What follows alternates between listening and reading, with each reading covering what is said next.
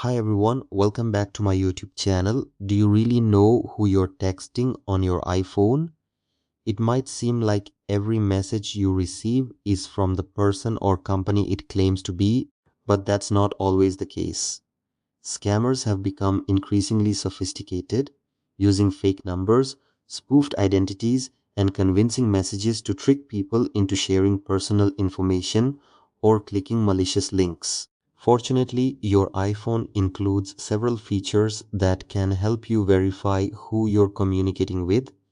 The first thing you should do is check whether the sender is already saved in your contacts. If the message comes from an unknown number, don't assume it's legitimate.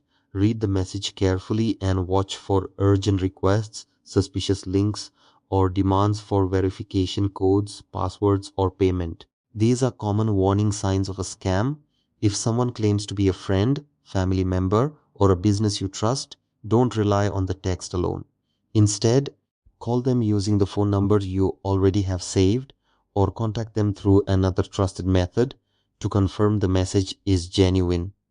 On iPhone, you can also tap the sender's name or number in the Messages app to view contact details and see whether it's a recognized contact. Another useful feature is filter unknown senders. Go to Settings, then Apps, Messages, and enable Filter Unknown Senders.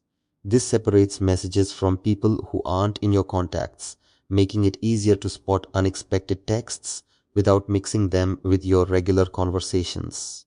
You should also keep your iPhone updated with the latest version of iOS, as Apple regularly adds security improvements to protect users from new threats.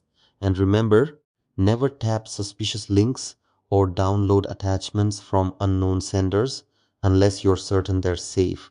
A few extra seconds of checking can protect your personal information, your accounts, and your money. Stay cautious, use your iPhone's built-in security features, and always verify who you're texting before you reply.